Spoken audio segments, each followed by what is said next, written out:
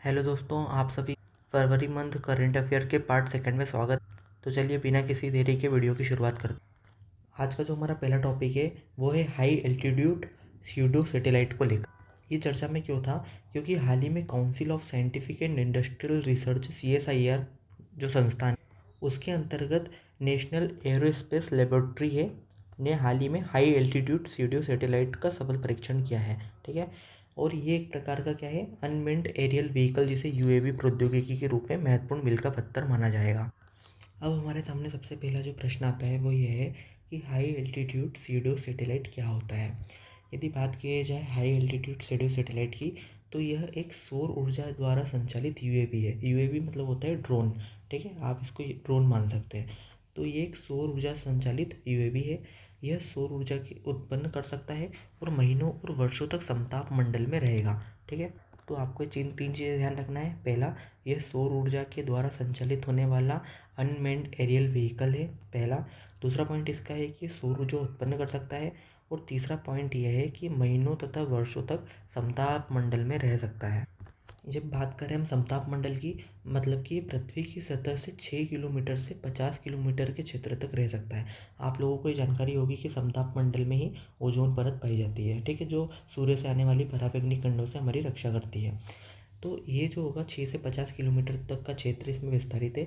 इसके तहत 1820 किलोमीटर की जो रेंज होगी उसमें स्टेबल रहेगा। साथ ही साथ ये क्या करेगा कि वाणिज्यिक हवाई जहाज़ों की ऊंचाई से लगभग दुगनी ऊंचाई पर होगा। और इस ऊंचाई पर संचालन करने की यह क्षमता उन्हें उपग्रहों के समान अनुवीक्षण करने की क्षमता भी प्रदान करती है। अब इसको क्यों बनाया गया है, इसको क्यों डिज़ाइन किया गया है? तो इसका जो डिज़ाइन किया गया है वो निरंतर अनुवीक्षण में, संचार में और विशेषज्ञ विज्ञान मिशनों के लिए इसको डिज़ाइन किया गया है। जो ये प्रौद्योगिकी है ये वर्तमान में विकास के चरण में, मतलब अभी तक जो जो फरवरी का महीना था तब तक ये पूर्णतः बनी नहीं थी। ठीक है, भारत सरकार के द्वारा सफल उड़ान परीक्षण किया गया है जो इसे इन देशों में शामिल करता है। ठीक है, मतलब भारत उन चुनिंदा देशों में शामिल हो गया है जो इस प्रकार की प्रौद्योगिकी जिनके पास है। अब हमें को इसकी आवश्यकता क्यों पड़ी, सबसे पहले ये जानना होगा। तो सीमावर्ती क्षेत्रों में होने वाले परिवर्तन और गतिविधि का पता लगा सकता है, क्योंकि ये हाई एल्टीट्यूड पे क्या करेगा, अन्वेक्षण करेगा, निगरानी रखेगा तथा वैसे मैप हमको प्रोवाइड करवाता रहेगा। वर्ष 2017 में गठित डोकलाम गतिरोध के मद्देनज़र किए गए निरंतर अनुवीक्षण करने के लिए इसके विकास की आवश्यकता है, ताकि हम हमारी सीमाओं को सुरक्षित रख सकें और उसमें होने वाली किसी भी गतिविधि का हमें अंदाज़ा हो। ठीक है, दूसरा ये भी है कि ये सौर ऊर्जा चालित UAV का विकास करना हमारी एक आज की आवश्यकता है, ताकि हम नवीकरणीय ऊर्जा को अलग अलग क्षेत्रों में उपयोग कर सकें। और तीसरा ये भी है कि ये पारंपरिक जो उपग्रह हैं उनकी तुलना में काफ़ी कम लागत पे बनाया गया है। इसका जैसे अनुप्रयोग यदि देखा जाए, एप्लीकेशंस कहाँ कहाँ होंगे, तो इसके एप्लीकेशंस में पहला आ जाएगा कि इसके एप्लीकेशन से आपदा प्रभावित स्थितियों में। दूसरा एप्लीकेशंस आपको दिख जाएगा संचार नेटवर्क, यानी जो 5G तरंगे होती है वहाँ पर आपको दिख जाएगा। और ये वे उपग्रहों की तुलना में अधिक अनुकूलनीय है और आकाश में टावरों के रूप में कार्य करेगा। ठीक है, जैसे आपका कोई टावर हो आकाश में, उस रूप में कार्य करेगा और वहाँ से सिग्नल लगातार आपको भेजते भी रहेगा। तो ये आपको दिख जाएगा, इसको बोलते हैं हाई एल्टीट्यूड स्यूडो। ठीक है, सैटेलाइट है इसका नाम पूरा। और इसको किसने बनाया था? तो इसको बनाया था CSIR के द्वारा, नेशनल एरोस्पेस लेबोरेटरी के द्वारा इसको बनाया गया था। अब आपसे ये हो सकता है, ये भी पूछ सकता है कि जो CSIR के तहत जो नेशनल लेबोरेटरी है इसका मुख्यालय कहाँ पे है? तो ये 1959 में बेंगलुरु में स्थापित की गई थी। तो आपको ये वाला पॉइंट यहाँ पर ध्यान रखना है। देश के नागरिक क्षेत्र में एकमात्र सरकारी एरोस्पेस अनुसंधान और विकास प्रयोगशाला है जो किस लिए काम कर रही है, जो देश के नागरिक क्षेत्र के लिए काम कर रही है। तो यदि आपसे पूछा जाए कि जैसे 4 ऑप्शन दे दिए और उसमें क्वेश्चन ही लिखा कि निम्नलिखित में से कौन सी संस्था एकमात्र ऐसी संस्था है जो देश के नागरिक क्षेत्र के एरोस्पेस अनुसंधान और विकास प्रयोगशाला के क्षेत्र के रूप में कार्य कर रही है, तो आपका सही जवाब क्या हो जाएगा? आपका सही जवाब होगा नेशनल एरोस्पेस लेबोरेटरी, जो CSIR के अंतर्गत कार्य करती है। यदि हम बात करें CSIR की, तो CSIR एक उच्च प्रौद्योगिकी उन्मुख संस्थान है जो कि एरोस्पेस से उत्पन्न विषयों पर ध्यान केंद्रित कर भारतीय राष्ट्रीय एरोस्पेस कार्यक्रम के लिए महत्वपूर्ण इनपुट प्रदान करती है। साथ ही साथ इसका महत्वपूर्ण कार्य विज्ञान सामग्री के साथ एरोस्पेस प्रौद्योगिकी को विकसित कर छोटे मध्यम आकार के नागरिक विमानों को डिजाइन करना भी इसका एक उद्देश्य है। जो दूसरी न्यूज़ चर्चा में थी वो प्रस्तावना में संशोधन पर सर्वोच्च न्यायालय का प्रश्न। दोस्तों, आप लोगों से यहाँ पे एक रिक्वेस्ट है कि यदि आप लोगों ने पॉलिटी को अच्छे से तैयार नहीं किया है तो हमारी पॉलिटी की PYQ सीरीज़ में आप जाकर देख सकते हैं अच्छे से। वहाँ पे हमने इसको हर टॉपिक को डिटेल में पढ़ाया है। और आपको ये आश्वासन देना चाहूँगा कि यदि आपने उस सीरीज़ को अच्छे से कंप्लीट कर लिया तो आप मान के चलिए कि आपकी पॉलिटी के पेपर में जो भी क्वेश्चन आएंगे वो आप कर सकेंगे। तो सुप्रीम कोर्ट में हाल ही में प्रस्तावना के समाजवादी और पंथनिरपेक्ष शब्दों को हटाने की मांग हेतु एक याचिका दायर है और उस संबंध में ये मामला उठकर आया था। यदि बात की जाए प्रस्तावना की, तो प्रस्तावना में 1976 में एक संशोधन किया गया जो एक ही बार आज तक हुआ है, जिसके तहत समाजवादी और पंथनिरपेक्ष शब्दों को जोड़ा गया था। ठीक है। अब यदि बात की जाए संविधान में प्रस्तावना की, तो प्रस्तावना किसी प्रलेख का परिचयात्मक भाग होता है। ठीक है। इसमें उस चीज़ का दर्शन और उल्लेख होता है जिसके बारे में हमको जानकारी मिलती है। ये हमने जो भारतीय संविधान है इसने प्रस्तावना का कॉन्सेप्ट कहाँ से ग्रहण किया, तो भारतीय संविधान ने प्रस्तावना का कॉन्सेप्ट जो है वो संयुक्त राज्य अमेरिका की प्रस्तावना से लिया है। संविधान के संदर्भ में प्रस्तावना में जो निर्माता होते हैं, संविधान निर्माता, उनके उद्देश्य इसमें शामिल होते हैं, उनके निर्माण की पृष्ठभूमि क्या है वो इसमें शामिल होती है। साथ ही साथ आपके जो राष्ट्र के मूल्य, तत्व और सिद्धांत होते हैं उसका इसमें प्रस्तुतिकरण किया जाता है। यदि भारतीय प्रस्तावना की बात की जाए तो यह जवाहरलाल नेहरू के उद्देश्य संकल्प पर आधारित है, जो कि 22 जनवरी 1947 को अपनाया था। तो आपसे ये पूछा जा सकता है कि जवाहरलाल नेहरू के द्वारा जो उद्देश्य संकल्प निर्धारित किया गया था उसे संविधान सभा के द्वारा कब अंगीकरण किया गया। तो जैसे बहुत सारे बच्चे क्या करेंगे कि आपको जो 26 नवंबर 1947 की जो डेट है कॉन्स्टिट्यूशन जिस दिन अपनाया था, आप उस दिन को मतलब अपना लेंगे, उस दिन मान लेंगे, लेकिन ऐसा नहीं है। इसका सही जवाब क्या हो जाएगा, इसका सही जवाब होगा 22 जनवरी 1947 को। साथ ही साथ बहुत बार एग्ज़ाम में क्या होता है कि एक संविधान का ना कोई सा स्टेटमेंट आ जाता है और पूछता है कि कथन किसका था। तो जैसे यहाँ पे बोला गया है कि जो प्रस्तावना है वो संविधान का पहचान पत्र है, तो ये किसने बोला था, ये N.A. पालकीवाला के द्वारा बोला गया था। तो आपको इनका नाम ध्यान रखना है, N.A. पालकीवाला, जिनके द्वारा संविधान का पहचान पत्र बताया गया था। अब प्रस्तावना के तहत यहाँ पे कुछ चीज़ें क्लियर की गई है कि प्रस्तावना के अनुसार संविधान की शक्ति का स्रोत क्या है। तो शक्ति का जो स्रोत है वो कौन है, वो भारत की जनता है, ये आपको ध्यान रखना है। दूसरा पॉइंट है कि प्रस्तावना के अनुसार जो भारत है वो किस प्रकार की गणराज्य या किस प्रकार की शासन पद्धति को अपनाता है। तो आपको इसका क्रम ध्यान रखना है। इसका क्रम क्या होगा, संपूर्ण प्रभुत्व संपन्न, समाजवादी, पंथनिरपेक्ष, लोकतंत्रात्मक गणराज्य। फिर से रिपीट कर रहे हैं, संपूर्ण प्रभुत्व संपन्न, समाजवादी, पंथनिरपेक्ष, लोकतंत्रात्मक गणराज्य। ये चार चीज़ आपको ध्यान रखना है। अब प्रस्तावना का उद्देश्य क्या है, यदि कोई पूछे आपसे, मेंस में लिखने में भी काम आ सकता है आपको। तो सभी नागरिकों के लिए न्याय, स्वतंत्रता, समता सुनिश्चित करना, राष्ट्र की एकता और अखंडता बनाए रखने और भाईचारे को बढ़ावा देना, ये सब प्रस्तावना का उद्देश्य है। फिर अगला क्या प्रश्न पूछा जा सकता है कि इसको अब उल्लेख मतलब जो अपना अंगीकृत किया गया वो उसकी तिथि क्या है। तो इसकी तिथि क्या है, इसकी तिथि होगी 26 नवंबर 1949, 1949 इसकी तिथि हो जाएगी। तो आपको 3-4 चीज़ें ध्यान रखनी है।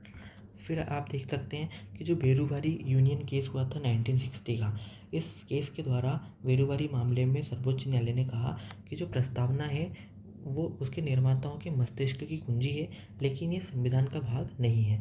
लेकिन आगे जाके आप देखेंगे कि केशवानंद भारती का जब मामला होगा, केशवानंद भारती बनाम केरल राज्य मामला 1973, इस मामले में पहली बार एक रिट याचिका पर सुनवाई करने के लिए 13 न्यायाधीशों की बेंच बुलाई गई और न्यायालय ने माना, क्या माना केशवानंद भारती बाद में, कि प्रस्तावना संविधान का एक हिस्सा है तथा प्रस्तावना को अनुच्छेद 368 के तहत संशोधित भी किया जा सकता है। लेकिन यहाँ पे शर्तें क्या है, शर्तें है कि संविधान की मूल संरचना में कोई संशोधन नहीं होना चाहिए, क्योंकि जो केशवानंद भारती मामला है उसी के तहत मूल संरचना यानी बेसिक स्ट्रक्चर का कॉन्सेप्ट आया था। आगे बताया गया है कि परिणाम स्वरूप प्रस्तावना को 42वें संविधान संशोधन अधिनियम 1976 के द्वारा संशोधित किया गया और प्रस्तावना में समाजवादी, पंथनिरपेक्ष और अखंडता 3 शब्द जोड़े गए थे। ठीक है। तो संप्रभु और लोकतांत्रिक के बीच में समाजवादी और धर्मनिरपेक्ष या पंथनिरपेक्ष इसको कह सकते हैं, ये शब्द जोड़ा गया। साथ ही साथ राष्ट्र की एकता को राष्ट्र की एकता और अखंडता से बदल दिया गया। तो आपको 2 चीज़ें ध्यान रखना है। इसके अलावा अदालत ने माना कि प्रस्तावना सर्वोच्च शक्ति या किसी प्रतिबंध या निषेध का स्रोत नहीं है, लेकिन यह संविधान के कानून या प्रावधानों की व्याख्या में महत्वपूर्ण भूमिका निभाता है। मतलब इस लाइन का मतलब ये है कि संविधान जो प्रस्तावना है वो सर्वोच्च शक्ति मतलब कौन, जो संसद है वो, तो संसद को किसी भी प्रकार के प्रतिबंध या निषेध नहीं करती है। मतलब संविधान किसी कानून को यदि बदलना चाहती है तो बदल सकती है। साथ ही साथ इससे ये साबित नहीं होता कि प्रस्तावना जो है वो किसी पर नियंत्रण लगा रही है, किसी की शक्ति को रोक रही है। ठीक है। आगे जाके एसआई बोमई बनाम भारत संघ का जो मामला है 1994 का, इसमें सर्वोच्च न्यायालय ने फिर कहा कि जो प्रस्तावना है वो संविधान का एक अभिन्न भाग है। एक बार प्रस्तावना को अच्छे से पढ़ लेते हैं। प्रस्तावना क्या लिखा गया है यहाँ पर उद्देशिका में कि हम भारत के लोग भारत को एक संपूर्ण प्रभुत्व संपन्न समाजवादी पंथ निरपेक्ष लोकतंत्रात्मक गणराज्य बनाने के लिए तथा इसके समस्त नागरिकों को सामाजिक आर्थिक और राजनीतिक न्याय, तो इसमें कितने प्रकार के न्याय की बात की गई है? 3 प्रकार के न्याय की बात। कौन कौन से? सामाजिक, आर्थिक और राजनीतिक। अगला, विचार अभिव्यक्ति विश्वास धर्म और उपासना की स्वतंत्रता, तो कितने प्रकार की स्वतंत्रता की बात की गई है? 5 प्रकार की स्वतंत्रता। कौन कौन सी? विचार की, अभिव्यक्ति की, विश्वास की, धर्म की और उपासना की स्वतंत्रता। साथ ही साथ आगे प्रतिष्ठा और अवसर की समता, कौन कौन सी समता की बात की गई है? आपसे बात की गई है प्रतिष्ठा की और अवसर की समानता, तथा उन सब में व्यक्ति की गरिमा और राष्ट्र की अखंडता व एकता और अखंडता सुनिश्चित करने वाली बंधुता बढ़ाने के लिए। कितने क्या बात की गई यहाँ पे? राष्ट्र की एकता और अखंडता सुनिश्चित करने वाली और बंधुता बढ़ाने वाली। ठीक है। दृढ़ संकल्प होकर अपनी संविधान सभा में आज 26 नवंबर 1949 ईस्वी को मिति मार्गशीर्ष शुक्ल सप्तमी संवत 2006 विक्रमी को एतत् के द्वारा इस संविधान को अंगीकृत, अधिनियमित और आत्मार्पित करते हैं। आज जैसे जो यूपीएससी में प्रीवियस ईयर क्वेश्चन पूछे गए, कौन कौन से पूछे गए कि 26 जनवरी 1950 को भारत की वास्तविक संवैधानिक स्थिति क्या थी? तो क्या थी संवैधानिक स्थिति? संपूर्ण प्रभुत्व संपन्न लोकतंत्रात्मक गणराज्य, ये भारत की स्थिति थी। और आगे जाके हमने देखा भी कि अमेंडमेंट के द्वारा, कौन से अमेंडमेंट के द्वारा? 42nd कॉन्स्टिट्यूशन अमेंडमेंट 1976 में क्या किया गया? कौन कौन से शब्द जोड़ दिए गए इसमें 2 शब्द जोड़े गए, एक है समाजवादी और एक शब्द कौन सा जोड़ा गया? पंथ निरपेक्ष। तो ये स्थिति बन गई थी। ठीक है, तो आपको इन दोनों को शब्दों को यहाँ पे बीच में रखना है। संपूर्ण प्रभुत्व संपन्न समाजवादी पंथ निरपेक्ष लोकतंत्रात्मक गणराज्य, ये कब बनी थी? 42nd अमेंडमेंट के बाद। आपसे पूछा क्या गया 26 जनवरी 1950 को। अगला क्वेश्चन था कि भारत के संविधान की उद्देशिका है, ये 2020 में पूछा गया था। आपसे पूछा गया संविधान का भाग है किंतु कोई विधिक प्रभाव नहीं रखती है। दूसरा, संविधान का भाग नहीं है, तो भाग नहीं है ये तो हमने अभी देख चुके कि भाग है ये संविधान का, तो ये तो गलत हो जाएगा। अगला लिखा है ये संविधान का भाग है वैसा ही विधिक प्रभाव रखती है जैसा कोई अन्य भाग। और चौथा है कि संविधान का भाग है किंतु इसके अन्य भागों से स्वतंत्र होकर इसका कोई विधिक प्रभाव नहीं है। तो इसके सही जवाब क्या हो जाएगा? ऑप्शन डी, क्योंकि सर्वोच्च सुप्रीम कोर्ट जो है उसके द्वारा इसको संविधान का भाग तो बताया गया है, लेकिन आप किसी भी मामले को लेकर ऐसा नहीं बोल सकते कि आप प्रस्तावना में इसका उल्लंघन हो गया। जिस प्रकार आप डीपीएसपी को न्यायोचित बनाने के लिए न्यायालय नहीं जा सकते, उसी प्रकार आप प्रस्तावना के लिए भी कोर्ट में नहीं जा सकते। आप फंडामेंटल राइट के लिए जा सकते हैं, डीपीएसपी के लिए नहीं जा सकते हैं। ठीक है, प्रस्तावना के लिए भी नहीं जा सकते हैं, साथ ही साथ यदि फंडामेंटल ड्यूटी से तो भी आप नहीं जा सकते हैं। ठीक है, अब ये चीज़ों को ध्यान रखना है आपको। अगला प्रश्न क्या पूछा गया था? अगला प्रश्न पूछा गया था कि निम्नलिखित उद्देश्यों में से कौन सा एक भारत के संविधान की उद्देशिका में संविष्ट नहीं है? तो विचार की स्वतंत्रता, ये हम देख चुके हैं अभी है।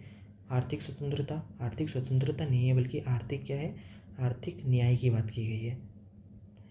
तीसरा है अभिव्यक्ति की स्वतंत्रता, ये भी सही है। विश्वास की स्वतंत्रता, ये भी। तो सही जवाब हो जाएगा ऑप्शन नंबर बी। दोस्तों, यहाँ पे आपको जो प्रस्तावना भी समझाई थी उसका वर्ड टू वर्ड एकदम एक बार याद कर लीजिए, ताकि आपके जितने भी क्वेश्चन संभावित होंगे वो सारे सही हो जाएंगे उसके कारण। अगली जो इंपॉर्टेंट न्यूज़ थी पीआईबी में, वो कौन सी थी कि दयानंद सरस्वती जी की 200वीं जयंती। तो ये है दयानंद सरस्वती जी। हाल ही में प्रधानमंत्री जी के द्वारा स्वामी दयानंद सरस्वती की 200वीं जयंती पर एक कार्यक्रम को संबोधित किया गया। अब दोस्तों, यहाँ पे आपको दिख रहा है कि किसी व्यक्ति की 200वीं जयंती है, तो इसके क्या प्रीलिम्स एग्जाम में पूछे जाने की कोई संभावना नहीं है। इसकी 100% संभावना है कि इससे रिलेटेड आपको क्वेश्चन आने वाला है प्रीलिम्स में। ठीक है, तो स्वामी दयानंद सरस्वती का जन्म कब हुआ था? स्वामी दयानंद सरस्वती का जन्म हुआ था 12 फरवरी 1824 को टंकारा गुजरात में हुआ था, और इनका मूल नाम था शंकर तिवारी। ठीक है, इन्होंने सत्य की खोज की और 15 वर्षों तक एक तपस्वी के रूप में भ्रमण किया। दयानंद एंग्लो वैदिक स्कूल की स्थापना कब हुई? 1886 में स्थापित किया गया। पहली आर्य समाज इकाई औपचारिक रूप से दयानंद सरस्वती द्वारा वर्ष 1875 में बम्बई में स्थापित की गई। तो आपसे पूछ सकते हैं कि आर्य समाज की स्थापना किस वर्ष की गई थी? तो किस वर्ष की गई थी? 1875 में की गई थी। और स्थापना कहाँ पे की गई थी? तो स्थापना जो की गई थी वो मुंबई में की गई थी। तो यहाँ पे आर्य समाज की स्थापना 1875 में बम्बई में की गई थी, लेकिन उसका मुख्यालय कहाँ पर था? तो आपको हेडक्वार्टर ध्यान रखना है, उसका हेडक्वार्टर था लाहौर में। ठीक है, दोनों चीज़ों में ध्यान रखना है। स्थापना कहाँ पे हुई? तो स्थापना की गई थी मुंबई में, जब उसको बॉम्बे कहते थे, तो बॉम्बे में की गई थी। और हेडक्वार्टर कहाँ पे था? तो हेडक्वार्टर था लाहौर में। ठीक है, फिर अगला क्या है? इन्होंने वेदों से प्रेरणा ली और उन्हें भारत की योगिन शिला बताया। साथ ही साथ हिंदू धर्म का अपरिहार और वास्तविक मूल तत्व भी बताया। साथ ही साथ उन्होंने वेदों की ओर लौटो का नारा दिया। क्योंकि वेदों की ओर लौटो का नारा क्यों दिया? क्योंकि उस समय तर्क की बातचीत की जाती थी। ठीक है, हम मतलब धार्मिक रूप से रूढ़िवादी नहीं थे, हम समानता की बात करते थे, सर्वधर्म की बात करते थे।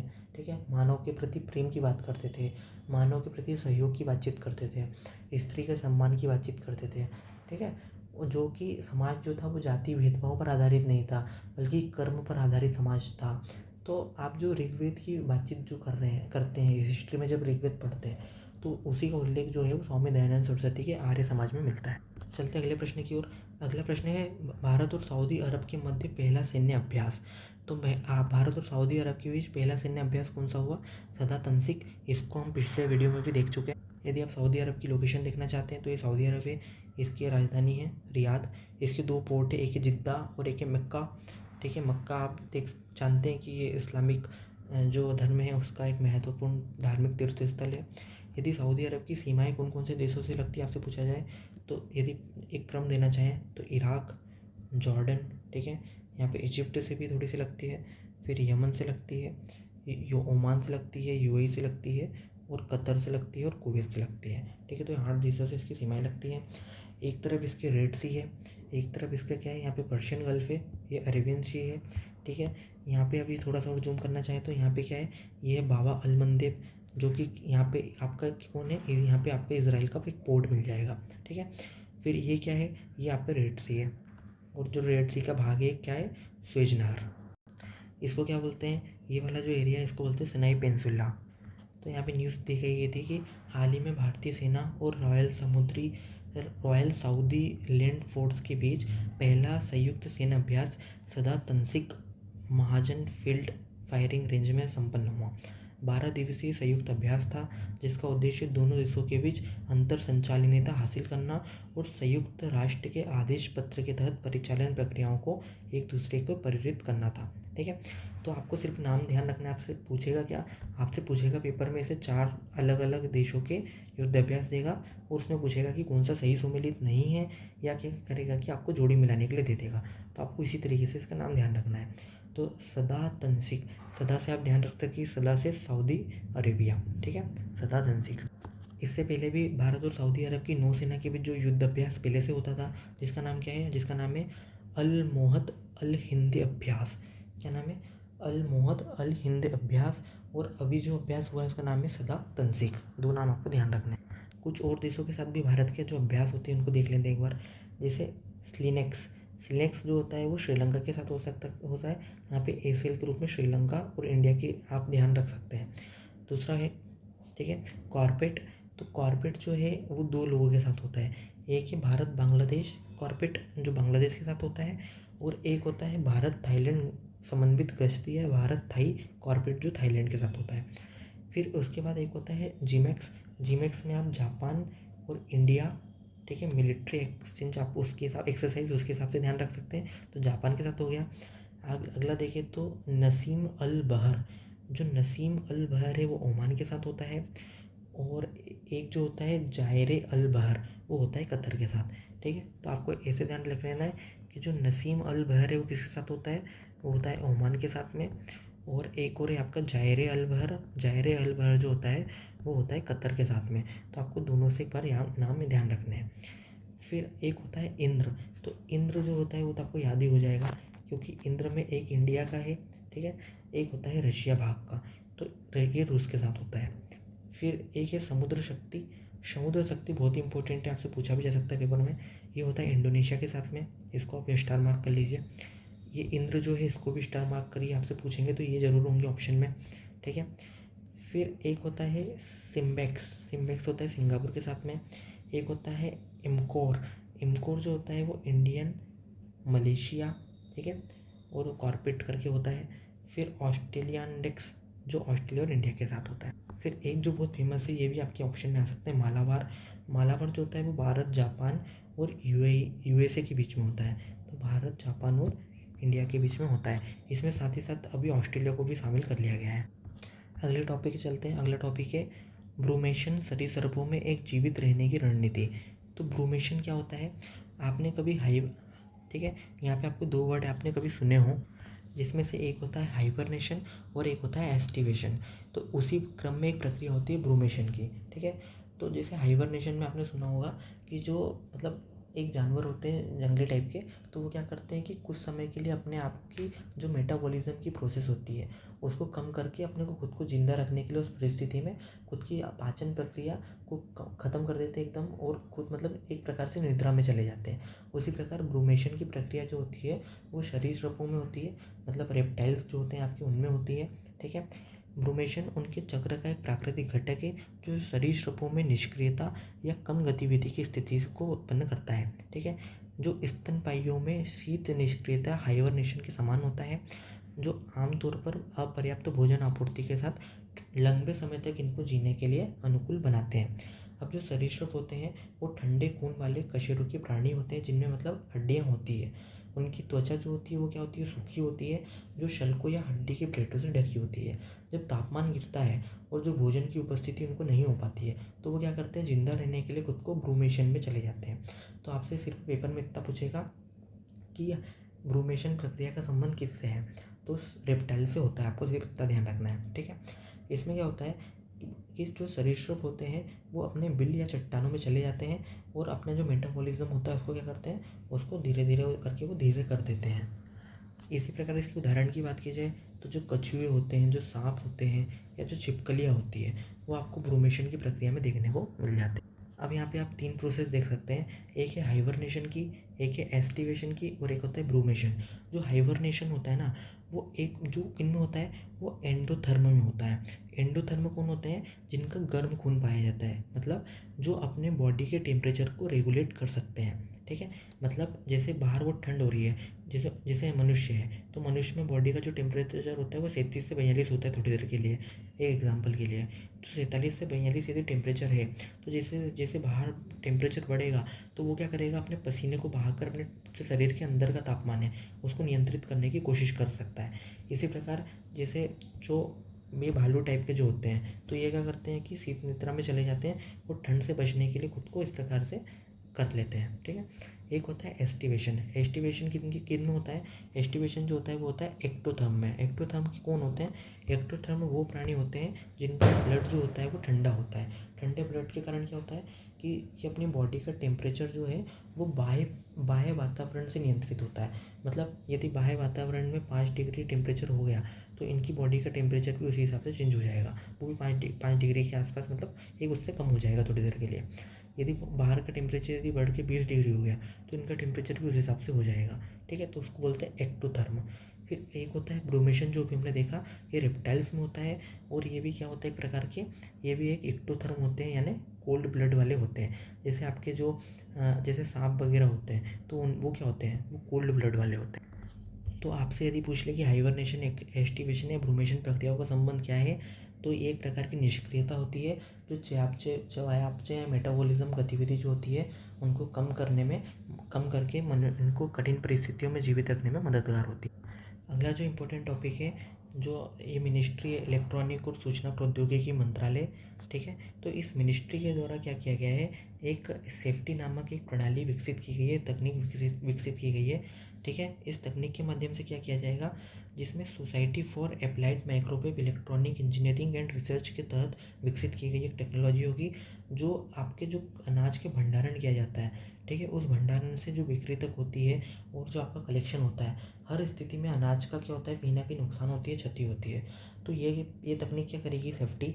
इस सेफ्टी के तहत अनाज वेग की जो लोडिंग होगी और अनलोडिंग होगी, उसको सुविधाएं दी जाएगी। साथ ही साथ ये रेडियो फ्रिक्वेंसी पर आधारित होगी, जो अनाज से क्या करेगी, नमी जो होती है अनाज में उसको हटाने का काम करती है, ताकि जो अनाज है उसकी लाइफ शेल क्या हो सके, वो बढ़ सके, लंबे समय तक बढ़ सके। और इसी प्रकार से डिजिटल भारत के एक क्षेत्र में ये एक महत्वपूर्ण योगदान है जो कृषि क्षेत्र के लिए किया गया है। तो आपसे पूछेगा कि सेफ्टी तकनीक का संबंध किससे है, तो सेफ्टी तकनीक का संबंध हो जाएगा किससे, जो अनाज भंडारण होता है उससे संबंधित तकनीक है, जो उसको कुशल अनुप्रयोग के लिए उपयुक्त बनाती है। इसको बनाया किसने है, तो इसको बनाया है ministry of electronic and information technology, ठीक है, इसके द्वारा ही बनाया गया है। और ये जो तकनीक होगी वो फसल कटाई के बाद होने वाले नुकसान को कम करने और खाद्य गुणवत्ता और सुरक्षा में सुधार करके देश में खाद्य सुरक्षा को बढ़ाने के लिए काम करेगी। तो इसका क्या कार्य है वो यहाँ पे लिखा गया है। अगला टॉपिक है लिम्फेटिक फाइलेरियासिस।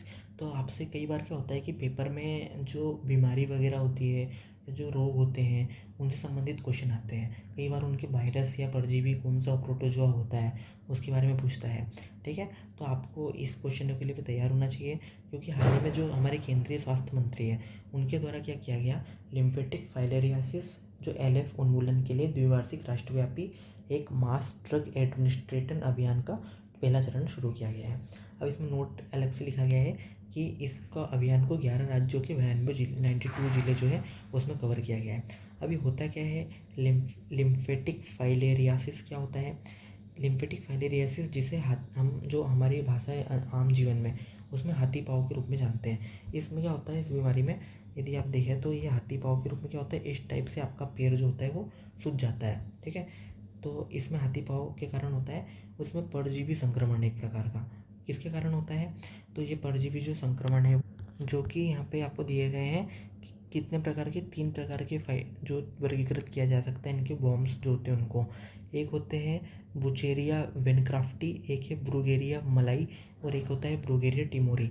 इनके कारण ये रोग होता है, ठीक है। और ये जो रोग होता है वो एक प्रकार का उपेक्षित रोग है, यानी नेग्लिगेटेड ट्रॉपिकल डिसीज़ है, जो संक्रमित मच्छरों के काटने से होती है। तो आपको ध्यान रखना है ये वायरस और बैक्टीरिया वाला रोग नहीं है, बल्कि एक परजीवी वाला रोग है, ठीक है। अभी देखा जाए तो इसमें 75% जिले जो हैं वो कौन कौन से राज्य में है, वो 5 राज्यों में है। उन 5 राज्यों में आपका बिहार है और झारखंड है, उत्तर प्रदेश है, उड़ीसा और तेलंगाना जैसे 5 राज्य इसमें शामिल है।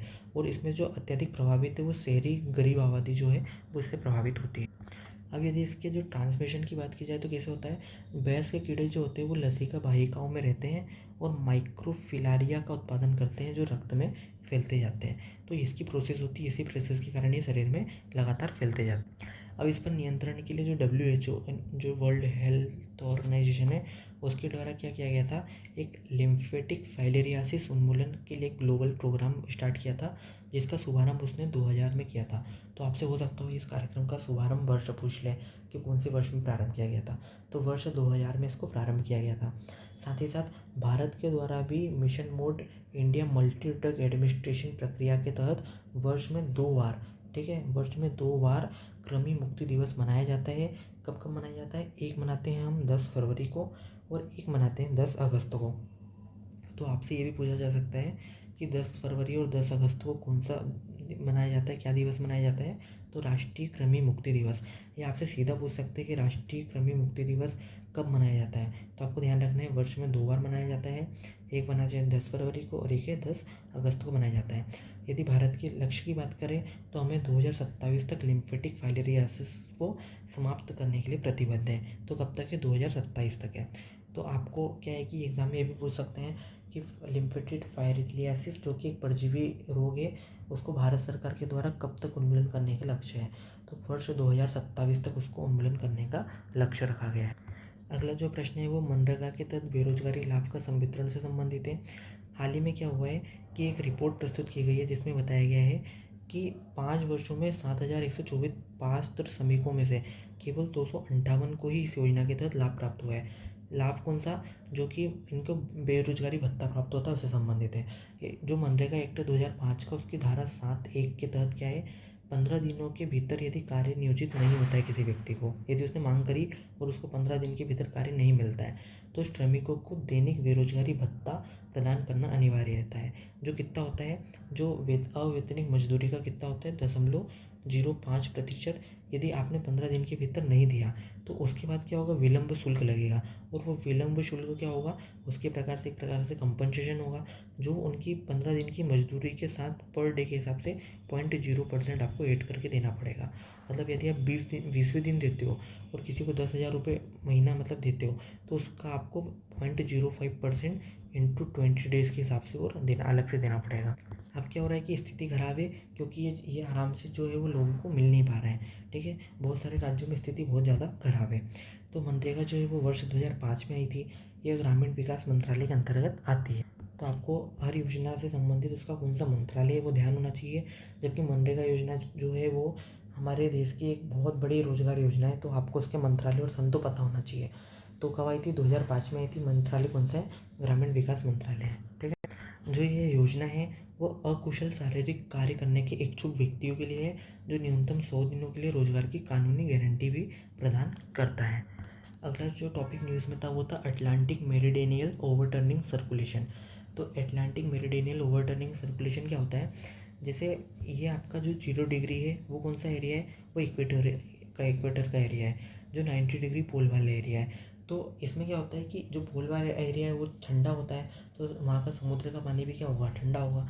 लेकिन इक्वेटर वाला एरिया जहाँ पे वर्ष भर सूर्य रहता है, तो वहाँ का जो समुद्र का पानी लगभग क्या होता है, गर्म होता है। सतह का जो पानी होता है वो, तो सतह के पानी का जो मूवमेंट है गर्म पानी का, वो किसकी ओर होता है, वो होता है ध्रुवों की ओर। और जो ध्रुवों का ठंडा पानी है ना, वो कहाँ आता है, वो विषुवत रेखा की ओर आता है, इक्वेटर की ओर आता है। तो इसी के कारण अटलांटिक मेरिडियनियल ओवरटर्निंग सर्कुलेशन होता है। और ये सर्कुलेशन क्यों योगदान करता है, क्योंकि जब यहाँ से जो गर्म पानी ऊपर की ओर जाता है, तो ये क्या करता है कि यहाँ पे जो बर्फीले समुद्र हैं, तो उनको क्या करता है, गर्म पानी जाके क्या करता है, रास्ता बनाता है, ताकि जो वर्ष भर वहाँ पे भी आपको जब अत्यधिक ठंड नहीं होती कुछ महीनों को छोड़कर, बाकी महीनों में वहाँ पे भी समुद्र के द्वारा व्यापार किया जा सकता है। तो ये सब जो नेचुरल प्राकृतिक चीज़ें हैं उसमें इसका काफ़ी ज़्यादा योगदान है। अब देखते हैं इसको एक बार अच्छे से कि अटलांटिक मेरिडियनल सर्कुलेशन होता क्या है। पृथ्वी की सबसे बड़ी जल संचलन प्रणालियों में से एक है। इसके तहत महासागरों की धाराएं उष्णकटिबंधीय क्षेत्रों से गर्म और लवणीय जल को उत्तर दिशा की ओर, जैसे पश्चिमी यूरोप की ओर ले जाती है, और ठंडी धारा को दक्षिण की ओर लेकर आती है, जो कि विश्व स्तर पर गर्मी के पुनर्वितरण, क्षेत्रीय और वैश्विक जलवायु को प्रभावित करने, विशेष रूप से यूरोप, उत्तरी अमेरिका, भूमध्य रेखा के आसपास तापमान को नियंत्रित करने में महत्वपूर्ण भूमिका निभाती है।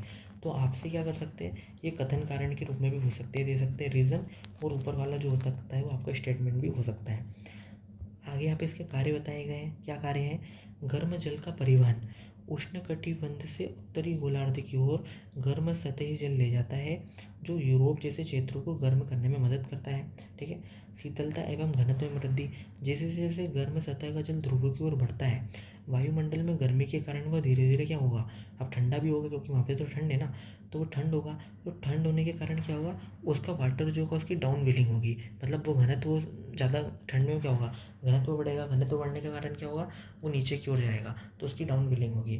डाउन वेलिंग के कारण जब जल नीचे की ओर जाता है, तो वो शीत जल डाउन वेलिंग नामक प्रक्रिया से समुद्र की गहरी परतों में चला जाता है, और उसका बहाव जो होता है वो मुख्य रूप से उत्तरी अटलांटिक महासागर में अब दक्षिण की ओर बहने लगता है। तो जो ऊपर की ओर गया था गर्म जल, वही ठंडा बन के क्या होता है, वो नीचे की ओर आता है। ठीक है, जब दक्षिण की ओर प्रभावित होता है, तो ये अटलांटिक बेसिन में विशाल दूरी तय करता है, और ये दक्षिण की ओर अटलांटिक मेरिडियनियल ओवरटर्निंग सर्कुलेशन के तहत प्रतिनिधित्व करता है, जहाँ ठंडा सघन जल पूरे समुद्री में गर्मी और पोषक तत्वों का पुनर्वितरण वापस करता जाता है। जैसे यहाँ से जो जल है वो हीट के माध्यम से ऊपर की ओर गया, और ये टर्निंग सर्कुलेशन करके क्या हो रहा है, ये लगभग पूरे विश्व में आपको फैलता हुआ दिखेगा। ठीक है, अब जो हमारा इंडियन ओशन है वहाँ पे इसकी क्या भूमिका देखने को मिलती है, तो जो इंडियन ओशन वाला क्षेत्र है, यदि वहाँ महासागर तेज़ी से गर्म होता है, तो अटलांटिक महासागर में तो क्या होगा, वर्षा में कमी होगी, लेकिन हिंद महासागर वाले क्षेत्र में इसके कारण वर्षा में मात्रा में वृद्धि हो जाएगी। अब इसके संभावित पैटर्न की बात की जाए, तो इसके कारण वर्षण के में पैटर्न में बदलाव आ सकता है, क्योंकि दक्षिणी अमेज़न वर्षा वन को अस्थिर कर सकता है, और इसे सवाना जैसे पारिस्थितिकी तंत्र में भी परिवर्तित कर सकता है। ठीक है, दूसरा महत्वपूर्ण प्रभाव देख सकते हैं कि दक्षिणी गोलार्ध में समुद्री जल में ऊष्मा बढ़ने से पश्चिमी आर्कटिक की हिम परत के विरलन से तीव्रता आ सकती है, और जिसके कारण क्या होगा, समुद्र का जल स्तर बढ़ जाएगा, और जो द्वीपीय देश है वो क्या हो जाएंगे, वो जलमग्न हो जाएंगे। तो ये आपको यूएनएफसीसी के जो संवाद होते हैं, जो वार्षिक रूप से बैठकें होती है उनमें भी ये मुद्दे आपको देखने को मिलते हैं। जबकि जो इसका विशेष योगदान जो है वो क्या है, इस चक्र का उपयोग ऊष्मावाहक बेल्ट के रूप में किया जाता है। ठीक है, और ये ग्रीनलैंड की जो हिम की परत है उसको आप रेफरेंस के रूप में मान लीजिए कि ये यहाँ पर इसको नुकसान पहुँचा सकता है। अब जब हम इतनी इन्वायरमेंट की बात कर रहे हैं और हमने इससे प्रीवियस वीडियो में जब हमने पढ़ा था, क्या पढ़ा था, कुनिंगम मॉन्ट्रियल प्रोटोकॉल आपने पढ़ा था। ठीक है, मॉन्ट्रियल प्रोटोकॉल आपने पढ़ा था, किससे संबंधित था ये, यूएनसीवीडी से संबंधित था। ठीक है, यूएनसीवीडी क्या है, एक बाध्यकारी संधि है जो कि जैव विविधता के संरक्षण से संबंधित है। उसी में आपने नगोया प्रोटोकॉल के बारे में पढ़ा था। ठीक है, तो ये आप चीज़ें इसी प्रकार रिलेट करके चलिए तो आपको ध्यान रहेगी, नहीं तो आप इसे पढ़ोगे और रिवीजन नहीं करोगे। आपको रिवीजन करने में ज़्यादा दिक्कत जाती है तो हमारा वीडियो वापस रिकैप करके देखिए, उसको फटाफट आगे बढ़ा के देखिए, उसको 2x पे देखिए ताकि आपका फटाफट रिवीजन भी हो सके और साथ ही साथ आपकी चीज़ें जो हो जाए वो दिमाग में बैठ जाए। ठीक है, उसी से आपको याद होने वाला है। तो जो वैश्विक जैव विविधता फ्रेमवर्क कोर्स है उसका गठन किया गया है हाल ही में, और इसके लिए बैठक कहाँ हुई थी, इसकी बैठक हुई थी वॉशिंगटन डीसी में हुई थी, जो कि अमेरिका में। ठीक है, और साथ ही साथ इसमें ग्लोबल इन्वायरमेंट फैसिलिटी की भी बैठक हुई, जिसमें COP15 में जो आयोजित कुनिंगम मॉन्ट्रियल वैश्विक जो संधि है फ्रेमवर्क था, इसकी आवश्यकता पर भी जोर दिया गया है। साथ ही साथ यदि आपको बात करें GEF की, GEF क्या है, ग्लोबल इन्वायरमेंट फैसिलिटी, ये आपने 1991 का जो अर्थ समिट हुआ था उसमें इसको बनाया गया था। ठीक है, ये जो होता है वो 5 कन्वेंशन के लिए धन प्रोवाइड करवाता है। वो कन्वेंशन कौन कौन सी है ये आपको एकदम पता होना चाहिए। ठीक है, पहली कन्वेंशन जो है वो है मिनामाता कन्वेंशन। ठीक है, जो किसके लिए है, मिनामाता कन्वेंशन का संबंध है पारे पर। दूसरी कन्वेंशन है स्थानिक कार्बनिक प्रदूषक यानी परमानेंट। ठीक है, यहाँ पे ऑर्गेनिक जो पॉल्यूटर होते हैं उसके ऊपर होती है। इसके लिए कौन सी कन्वेंशन हुई थी, वो हुई थी स्टॉकहोम कन्वेंशन। तो आपको स्टॉकहोम कन्वेंशन भी पता होना चाहिए। तीसरी कन्वेंशन के नाम में आप पढ़ चुके हैं, जो हमने कल पढ़ा था, UNCVD। ठीक है, चौथी कन्वेंशन है UNCCD और पांचवी कन्वेंशन है UNFCC। तो आपने यदि इनको अच्छे से पढ़ा हुआ है तो आपको ये आंसर बन जाएगा, और यदि नहीं भी पढ़ा है तो आपको पाँचों नाम आपने भी सुन लिए हैं, आप इसको हल कर सकते हैं। इसी प्रकार बहुत बार क्या होता है आपके एग्ज़ाम में, किसी और स्टेट में यदि कोई सी योजना शुरू की गई है जो कि एक बड़े पैमाने पर शुरू की गई हो, तो उसके बारे में आपसे पूछ सकते हैं कि हाल ही में इस योजना का संबंध किस राज्य से है, या फिर योजना इस किस राज्य में इस प्रकार की योजना शुरू की गई है। तो हाल ही में उड़ीसा की सरकार के द्वारा स्वयं और खुशी योजना, 2 योजना चालू की गई। जो स्वयं योजना है इसका संबंध किससे है, जो 18 से 35 साल की उम्र के जो अनएम्प्लॉयमेंट से संबंधित यानी बेरोजगार जो लोग रहेंगे उनको क्या दिया जाएगा, 1 लाख रुपए दिया जाएगा, ताकि वो अपने स्टार्टअप को शुरुआत कर सकें और अपने क्या करें, स्वयं खुद के लिए स्वयं रोजगार को उत्पन्न कर सकें, स्वरोजगार को उत्पन्न कर सकें। तो किसके लिए है, ये राज्य सरकार की योजना है। स्वयं 18 से 35 वर्ष के युवाओं के लिए नए व्यावसायिक उद्यम को शुरू करने के लिए 1 लाख रुपए का ब्याज मुक्त ऋण प्राप्त किया जाएगा, ताकि वो स्वयं क्या कर सकें, खुद के लिए उद्योगों की शुरुआत कर सकें। ठीक है, एक योजना जो करी थी वो खुशी योजना थी।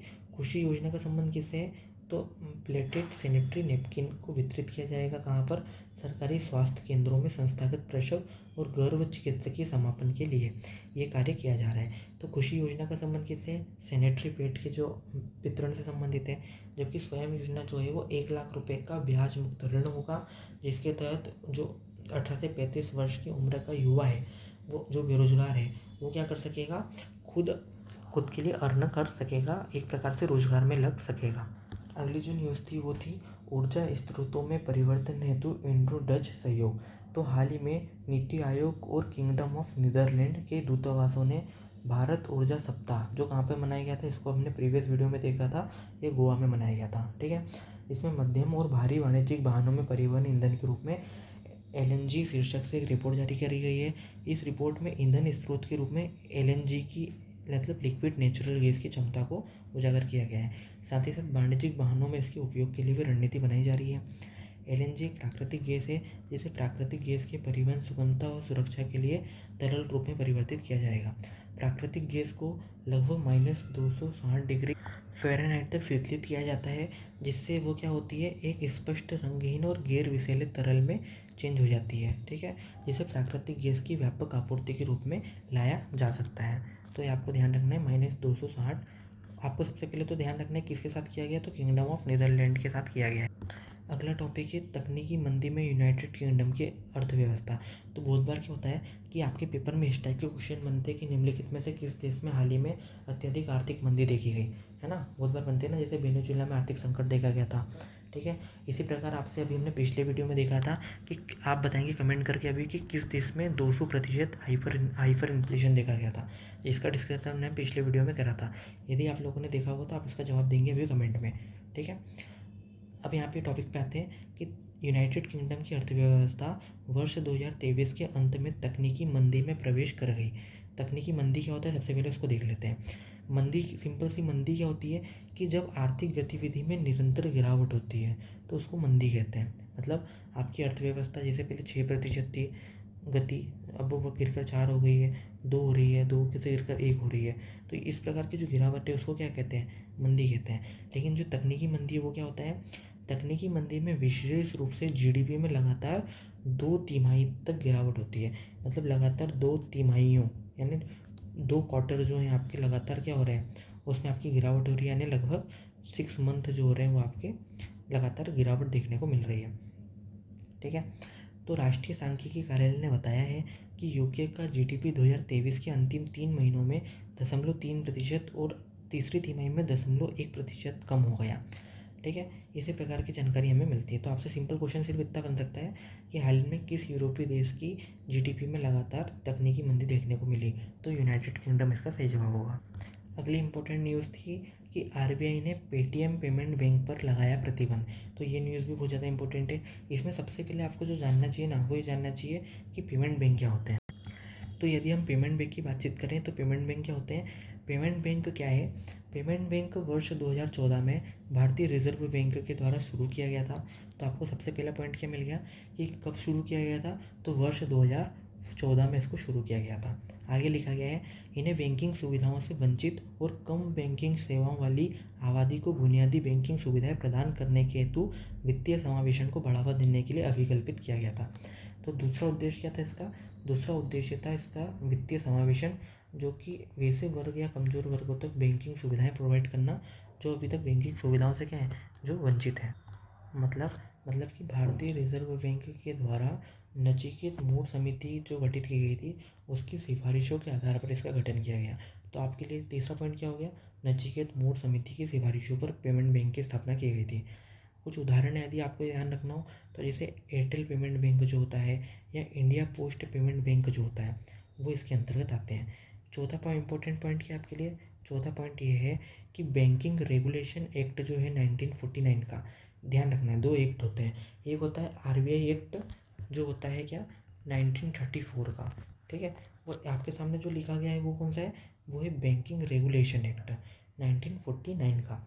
तो 1949 का जो एक्ट है इसकी धारा जो 22(1) है इसके तहत इसको लाइसेंस प्राप्त होता है।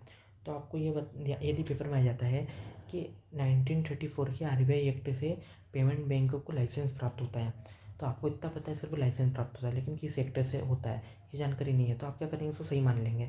लेकिन ऐसे में क्या होगा, सिली मिस्टेक हो जाएगी और वो गलत हो जाएगा। यदि आपने डीप में पढ़ा है, अच्छे से पढ़ा है किसी चीज़ को, तो आपको पता होगा कि बैंकिंग रेगुलेशन एक्ट 1949 के तहत पेमेंट बैंकों को क्या होता है, लाइसेंस प्राप्त होता है। अब ये भारतीय रिजर्व बैंक की विभेदित बैंक लाइसेंस श्रेणी के अंतर्गत आते हैं। जो आरबीआई होता है वो 2 प्रकार के लाइसेंस देते हैं अलग अलग बैंकों को। एक देता है वो सार्वभौमिक बैंक लाइसेंस, जो बेसिकली किसको दिया जाता है, जो शेड्यूल्ड कमर्शियल बैंक होते हैं उनको देता है। लेकिन एक होता है विभेदित बैंक लाइसेंस, जो किसको देता है, जो आपके आरआरबी होते हैं, ठीक है। जैसे हमने अभी पढ़ा पेमेंट बैंक जो होते हैं, ठीक है, इनको जो है वो कौन सा देता है, विभेदित बैंक लाइसेंस दिया जाता है। कहाँ से दे रहे हैं, बैंकिंग रेगुलेशन एक्ट 1949 के तहत दिया जा रहा है। इसकी विशेषता क्या है, पहली विशेषता है कि नकदी निधि की आवश्यकता है। मतलब जो सीआरआर होता है, जो किस में रखना पड़ता है, नकदी निधि के रूप में, वो कितना रखना पड़ता है उनको रखना पड़ता है अपने, उसका 25% रखना पड़ता है। और सांविधिक चल निधि अनुपात कितना होता है, ये रखना पड़ता है आपका एसएलआर जो होता है वो 75% न्यूनतम रखना पड़ता है, ठीक है।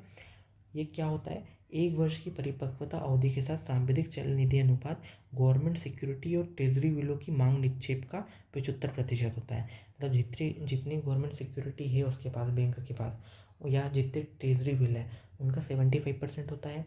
और जो नकद आरक्षित अनुपात होता है वो क्या होता है, बैंक की अनुसूचित वाणिज्यिक बैंकों में चालू अवधि का जमा अतिरिक्त जो होता है वो 25% रखना पड़ता है। अब यदि इसके पूछा जाए कि इसकी न्यूनतम जो पूंजी की कैपिटल कितना होना चाहिए, तो आपसे पूछा जाए तो वो कितना होता है, वो होता है 100 करोड़ रुपए की न्यूनतम पूंजी होना चाहिए। तो ये आपका हो गया कौन सा पॉइंट, छठा पॉइंट हो गया। आगे यहाँ पे बताया गया है कि प्रवर्तक का प्रदत्त इक्विटी पूंजी में न्यूनतम प्रारंभिक योगदान 5 वर्ष के लिए कम से कम कितना होना चाहिए, 40% का भी होना चाहिए। अब जो पेमेंट बैंक होते हैं, न तो आपको डेब्ट दे सकते हैं, न ऋण दे सकते हैं, न ही वो क्रेडिट कार्ड जारी कर सकते हैं। वो क्या कर सकते हैं, न ही वो प्राथमिक, और साथ ही साथ उनको जो प्राथमिक क्षेत्र ऋण नियम होते हैं उनसे भी छूट होती है। प्राथमिक क्षेत्र ऋण नियम क्या होता है, जैसे जो आपके शेड्यूल कमर्शियल बैंक्स होते हैं, इनके लिए अनिवार्य है कि ये अपने जो भी इनको फंड होता है या जो भी लाभ होता है या जो भी अपनी चीज़ें करते हैं, गतिविधियाँ ऋण देते हैं जो, तो अपने जो ऋण होता है ना उसका 40% जो होता है वो प्राथमिकता प्राप्त क्षेत्र में देना पड़ता है। प्राथमिकता प्राप्त क्षेत्र कौन होते हैं, इसमें 7 से 8 प्रकार के क्षेत्र शामिल है अभी फिलहाल में। जैसे आपका रिन्यूएबल एनर्जी हो गया, आपका जो एजुकेशन सेक्टर हो गया, जो एक्सपोर्ट वाला सेक्टर हो गया, एग्रीकल्चर हो गया, तो ऐसे कुछ 7-8 सेक्टर है इसमें। तो उनमें क्या करना पड़ता है, इनको निवेश करना पड़ता है कितना, 40% आपको ऋण इस क्षेत्र में देते हैं लोग। तो इस प्रकार की जो सीमा है वो आपके पेमेंट बैंक पर लागू नहीं होती है। ऐसी कोई ज़रूरत नहीं है कि वो प्राथमिकता प्राप्त क्षेत्र को ऋण देंगे। आगे क्या बताया गया है कि पेमेंट बैंक के कम से कम 25% जो भौतिक अभिबिंदु है वो ग्रामीण केंद्रों में होना चाहिए। तो ये आपका 9वां पॉइंट हो गया। एक बार रिकेप कर लेते हैं फटाफट। सबसे पहला है कि 2014 में बना था। दूसरा इंपॉर्टेंट पॉइंट, ये वित्तीय समावेशन उद्देश्य है, नचिकेत मोर समिति की सिफारिश पर बना था। बैंकिंग रेगुलेशन एक्ट 1949 की धारा 22 के तहत लाइसेंस प्राप्त करता है। अगला पॉइंट, CRR के रूप में 25%, SLR के रूप में 75% रखना पड़ता है। ठीक है, इसकी कैपिटल पूंजी कितना होना चाहिए, 100 करोड़ रुपये होना चाहिए। अगला पॉइंट, न ऋण दे सकता है, न क्रेडिट कार्ड जारी कर सकता है। प्राथमिकता क्षेत्र से इसको छूट दी गई है, जरूरी नहीं है कि पैसा इन्वेस्ट हो। कम से कम 25% जो भौतिक अधिगम है वो ग्रामीण क्षेत्रों में होना चाहिए। अब आपसे ना ये भी पूछ सकता है कि बैंकिंग रेगुलेशन एक्ट 1949 की धारा 35A का संबंध किससे है। तो RBI को बैंकों को निर्देश जारी करने और किसी भी बैंकिंग इकाई के संचालन को जमाकर्ताओं के हितों के संबंध में हानिकारक या बैंक के स्वयं के हित में प्रतिकूल तरीके से संचालित होने से रोकने के लिए आवश्यक इकाई के रूप में अधिकार कन्या प्रदान करता है। ठीक है, तो यहाँ पे एक रेगुलेशन के बारे में बात की गई है कि जो RBI होता है वो को रेगुलेट कर सकता है। अगली जो इम्पोर्टेंट न्यूज़ है वो क्या है, ICGS बराह। ठीक है, आपको नाम ध्यान रखना है, ICGS बराह। इसका पूर्वी अफ्रीका में समुद्री कूटनीति में योगदान।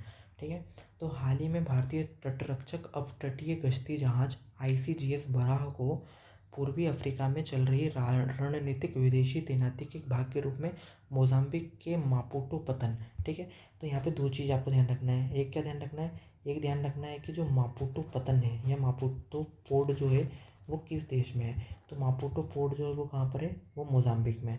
और दूसरी चीज़ आपको इम्पोर्टेंट है वो ध्यान रखना है, वो क्या, कि जो ICGS है बराह, इसको किस देश में भेजा गया, तो मोजाम्बिक देश में इसको भेजा गया था। ठीक है, या मोजाम्बिक में हाल ही में पूर्वी अफ्रीकी देश मोजाम्बिक में किस जहाजी बेड़े की तैनाती की गई, तो ICGS बराह की तैनाती की गई थी।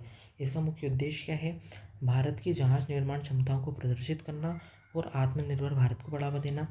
जहाज की तैनाती ICG मोजाम्बिक की समुद्री एजेंसियों के भी संबंधों को भी मजबूत करती है, क्योंकि आपको ध्यान होगा कि जो चीन है वो लगातार इन क्षेत्रों में अपनी गतिविधि बढ़ा रहा है। इसलिए भारत के लिए भी ज़रूरी है कि भारत अपने जो समुद्र क्षेत्र है हिंद महासागर का, उस पर रेगुलेट कर, इस पर नियंत्रण अपना बनाए रखे। अगला टॉपिक है जेम पोर्टल का। जो रक्षा मंत्रालय ने हाल ही में जेम पोर्टल के द्वारा 1 लाख करोड़ रुपए का कुल ऑर्डर मूल्य क्या किया है, आंकड़ा पार करने के लिए सरकारी खरीद के संबंध में एक बड़ी उपलब्धि प्राप्त की है। आपको सिर्फ इतना ध्यान रखना है कि जेम क्या है। तो जेम एक राष्ट्रीय सार्वजनिक खरीद पोर्टल है। यह पोर्टल सरकारी खरीदों के लिए खुला और पारदर्शी मंच प्रदान करता है, जो कि वाणिज्य और उद्योग मंत्रालय के तहत 2016 में लॉन्च किया गया था। मतलब जो सरकारी विभाग होते हैं, ठीक है, वो अपने जो भी खरीद बिक्री करते हैं वो किसके माध्यम से करते हैं, वो जेम पोर्टल के माध्यम से करते हैं। मान के चलो जैसे कोई इंस्टीट्यूट है, जैसे ये CSIR का एक इंस्टीट्यूट है। तो CSIR के इंस्टीट्यूट में आपको जैसे उपकरण वगैरह जो लेने हैं, तो CSIR का जो क्या करेगा, ये जेम पोर्टल के माध्यम से ही खरीद बिक्री करेगा, उसके माध्यम से ये लेगा। ठीक है, इनके लिए अनिवार्य है, बाध्यकारी ये लेना। तो आपको ध्यान क्या रखना है कि जेम पोर्टल किस मंत्रालय के अंतर्गत आता है। तो जेम पोर्टल जो है वो वाणिज्य और उद्योग मंत्रालय के तहत आता है। इसका गठन 2016 में किया गया था। चलते हैं अगले टॉपिक। अगला टॉपिक है पुरुलिया छऊ। तो केरल के कोझिकोड में पुरुलिया छऊ एक लोक नृत्य प्रस्तुत किया गया। ठीक है, तो कहाँ पे संबंधित है ये पुरुलिया छऊ का? इसका संबंध है केरल से। छऊ जो होता है वो आदिवासी लोक मूल्य के समन्वय वाला पूर्वी भारत का एक अर्ध शास्त्रीय नृत्य है और इसके प्रदर्शन में कालाबाजी से लेकर मार्शल आर्ट तक भी शामिल इसमें होता है। तो इस जो नृत्य की श्रेणी है इसमें आपका अर्ध शास्त्रीय नृत्य भी शामिल होता है, साथ ही साथ इसमें मार्शल आर्ट को भी शामिल किया जाता है, जिसके विषय क्या है, जिसमें धार्मिक विषयों के आधार पर संचालित किया जाता है। अभी तक आपको जो ध्यान रखना है इन्फॉर्मेशन वो ये है कि पुरुलिया छऊ नृत्य का संबंध किससे है, तो वो केरल से संबंधित है। लेकिन ये जो बेसिकली जो नृत्य है वो कहाँ का है, ये बंगाल की पुरुलिया जिले से आया हुआ है। ठीक है, जो छऊ का गढ़ माना जाता था, कौन सा छऊ का गढ़ माना जाता था, पुरुलिया जिला बंगाल। यह छऊ नृत्य 3 अलग अलग शैलियों में एक प्रतिनिधित्व होता है। 2 झारखंड से सरायकेला छऊ और उड़ीसा से मयूरभंज छऊ। ठीक है, ये आप इसको देख सकते हैं, यहाँ पे ये होता है छऊ नृत्य। इसको 2010 में यूनेस्को की मानव की अमूर्त सांस्कृतिक विरासत की प्रतिनिधि सूची में शामिल किया गया है। ठीक है, आपको यहाँ पे कमेंट करके बताना है कि कौन कौन से जो चीज़ें हैं भारत की, इसमें 15 से 16 चीज़ें हैं, कौन कौन सी चीज़ें जो हैं वो मानवता की अमूर्त सांस्कृतिक विरासत में शामिल है, और सबसे जो लेटेस्ट हाल ही में चीज़ है वो कौन सी चीज़ को इसमें शामिल किया गया था। अगली जो न्यूज़ चर्चा में थी वो थी शेंगेन जोन को लेकर। ये बहुत ही इंपॉर्टेंट है, इसका 4 स्टार मार्क कर लीजिए। आपसे सीधा पूछ सकते हैं पेपर में कि शेंगेन जोन हाल ही में न्यूज़ में था, इसका संबंध किससे है। ठीक है, तो सबसे पहले हम देखते हैं कि न्यूज़ में क्यों था। हाल ही में शेंगेन अनुमोदन से देरी का सामना करने के बाद कोसोवो ने एक महत्वपूर्ण उपलब्धि हासिल की और इसने विश्व के सबसे बड़े मुक्त आवागमन वाले क्षेत्र शेंगेन जोन में वीज़ा मुक्त पहुंच को सुरक्षित रूप से प्राप्त कर लिया। जो कोसोवो है वो इस अधिकार का आनंद लेने वाला पश्चिमी बाल्कन में अंतिम गैर यूरोपियन देश है। तो यहाँ पे आपको जो ध्यान रखना है, सबसे पहले आपको पढ़ना क्या है, शेंगेन जोन क्या होता है। दूसरी चीज़ जो आपको पढ़ना है वो है कोसोवो जो है इसका क्या है, मतलब ये कहाँ पर इसका लोकेशन है मैप में। ठीक है, इसका पॉलिटिकल मैप देखना है आपको। तीसरा देखना है इसमें बाल्कन क्षेत्र कौन सा है। ठीक है, और अंतिम गैर यूरोपियन देश, तो यूरोप के ऐसे कौन से देश है जो यूरोपियन यूनियन में शामिल नहीं है। चौथी चीज़ आपको ये पता होना चाहिए, तब आपका ये जो है कंप्लीट उत्तर माना जाएगा। यदि बात की जाए शेंगेन जोन की क्या है, तो जो शेंगेन समझौता है वो 1985 में हुआ था। ये यूरोपीय आर्थिक समुदाय के 5 सदस्य देशों, कौन कौन से देश शामिल है जिसमें, बेल्जियम, फ्रांस, जर्मनी, लग्जमबर्ग और नीदरलैंड के बीच हस्ताक्षरित एक संधि है। तो आपको पता होना चाहिए कि शेंगेन समझौता क्या है। शेंगेन समझौता 1985 में यूरोपीय आर्थिक समुदाय के 5 देश बेल्जियम, फ्रांस, जर्मनी, लग्जमबर्ग और नीदरलैंड, इन 5 देशों के बीच हस्ताक्षरित एक संधि है। इस समझौते का मुख्य उद्देश्य क्या है, यूरोप में एक सीमा मुक्त क्षेत्र को बनाना, जिसमें किन किन के लिए सीमा मुक्त होगी, लोगों के लिए, वस्तुओं के लिए, सेवाओं के लिए और पूंजी की मुक्त आवाजाही की अनुमति देता है, जिसे शेंगेन जोन कहा जाता है, जहाँ आंतरिक सीमा जांच को काफ़ी हद तक क्या कर दिया जाता है, समाप्त कर दिया जाता है। साथ ही साथ बिना ऑप्ट आउट के सभी यूरोपीय संघ के सदस्य देशों को तकनीकी आवश्यकता को पूरा करने के लिए भी शेंगेन में शामिल किया जाता है। अब ऐसे कौन कौन से देश हैं जो गैर यूरोपियन यूनियन के देश है, जो विशेष एसोसिएशन समझौते के माध्यम से इसका हिस्सा है। तो ऐसे आपके देश कौन कौन से, ऐसे 4 देश हैं। पहला है स्विट्ज़रलैंड, दूसरा है लिक्सेंस्टाइन, तीसरा है नॉर्वे और चौथा है आइसलैंड। दोस्तों आपसे एक रिक्वेस्ट करूंगा कि आप अपना यूरोप का पॉलिटिकल मैप खोल के बैठिए और उसके माध्यम से आप लोकेट करिए कि गैर यूरोपियन देश कौन कौन से हैं, ताकि आपको पेपर में ना, जब यदि पेपर में जब ऑब्जेक्टिव आते हैं उसमें 4 देश के नाम रहते हैं, उससे पूछता है कि गैर यूरोपियन देश कौन सा है गैर यूरोपियन देश, तब इसमें दिक्कत आ जाती है। तो आपको पता होना चाहिए गैर यूरोपियन यूनियन के देश कौन से हैं जो कि शेंगेन समझौते में शामिल हैं। उसमें शामिल है सबसे पहला स्विट्ज़रलैंड, दूसरा है लिechtenstein, तीसरा है नॉर्वे और चौथा है आइसलैंड। समय के साथ शेंगेन जोन बढ़कर 27 देशों तक फैल गया और 4 मिलियन वर्ग किलोमीटर से अधिक क्षेत्र में फैल चुका है। इसका लाभ क्या है, यह सीमा जांच के बिना सदस्य देशों में 400 मिलियन से अधिक व्यक्तियों के लिए निर्बाध यात्रा को सक्षम बनाता है। यह पर्यटन, सांस्कृतिक आदान प्रदान तथा आर्थिक समृद्धि में भी मददगार है। साथ ही आतंकवाद और संगठित अपराध से निपटने के लिए पुलिस, सीमा शुल्क नियंत्रण जैसे अधिकारियों के बीच भी क्या करता है, सहयोग को बढ़ावा देता है।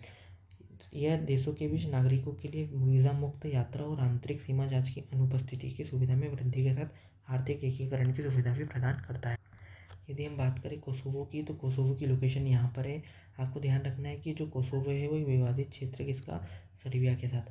भारत ने अभी तक कोसोवो को एक अलग स्वतंत्र राष्ट्र के रूप में दर्जा नहीं दिया है, ये आपको ध्यान रखना है, ठीक है। तो यदि एरिया की बात की जाए तो कोसोवो कहाँ पे, सर्बिया के साथ विवादित क्षेत्र है। लेकिन इसके आसपास के एरिया में यदि बात की जाए तो क्या होता है, ये आपका है मोंटेनिग्रो, ठीक है।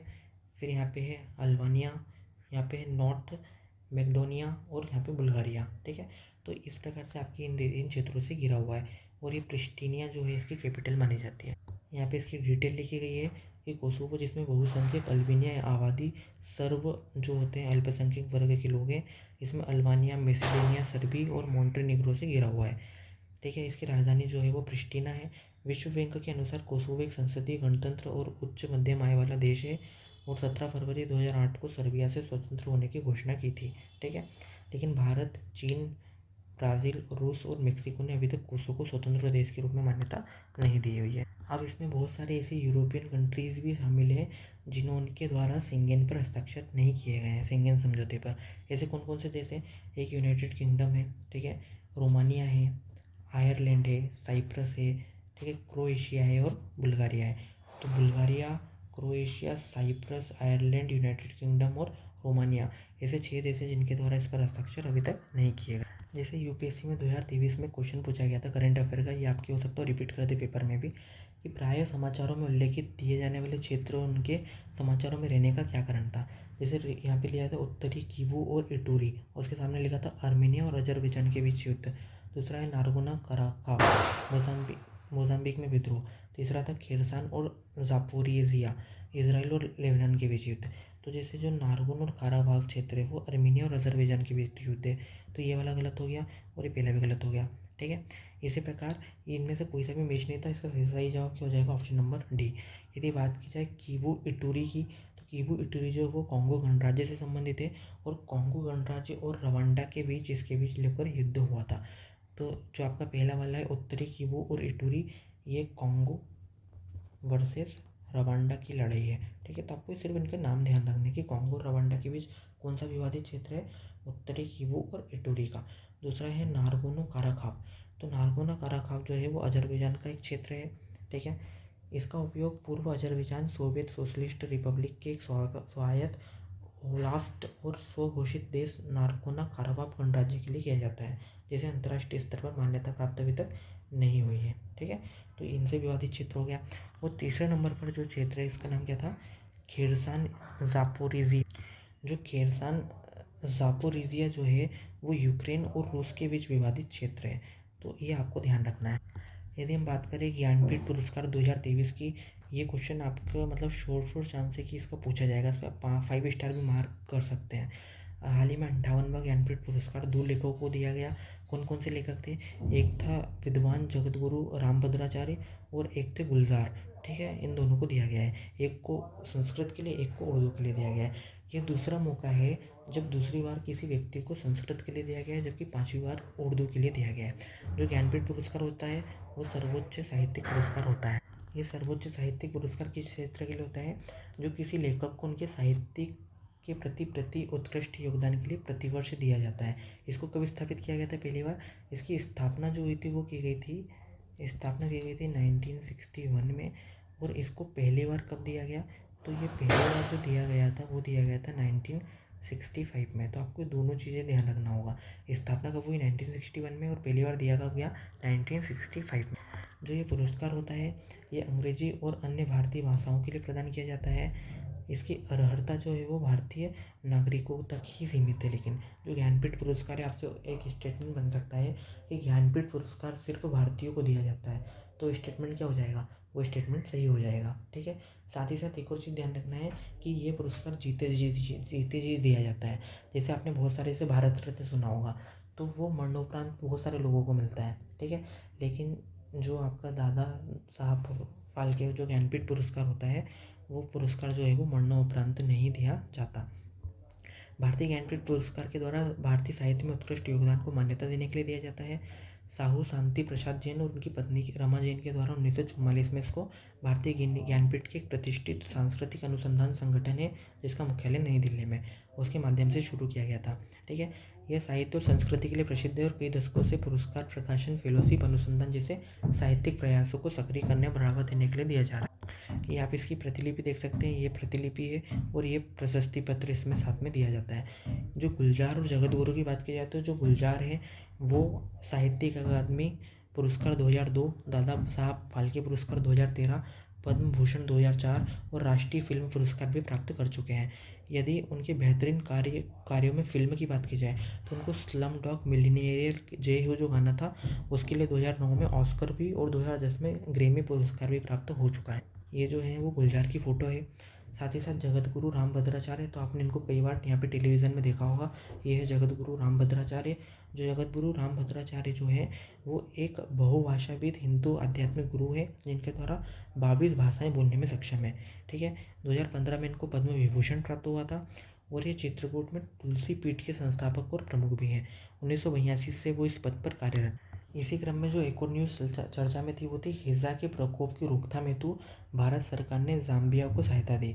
तो आपको ध्यान रखना है कि भारत ने हाल ही में किस अफ्रीकी देश को हिज़ा में प्रकोप की रोकथाम के लिए सहायता दी है, तो किसको दी है? ज़ाम्बिया को दी है। भारत ने हिज़ा के प्रकोप के लिए ज़ाम्बिया को सहायता दी। ठीक है, तो चिकित्सकीय और सामग्री सहायता प्रदान की गई। एक और बात दोस्तों कि इस प्रकार के जो क्वेश्चन है आप इनको 5 स्टार मार्क कीजिए, इनके पूछे जाने की बहुत अधिक संभावना पेपर में है। भारत ने जाम्बिया को जल शोधन, आपूर्ति, क्लोरीन टेबलेट और ओरल रिहाइड्रेशन या ORS जो पाउच होते हैं उनकी सहायता प्रोवाइड की है।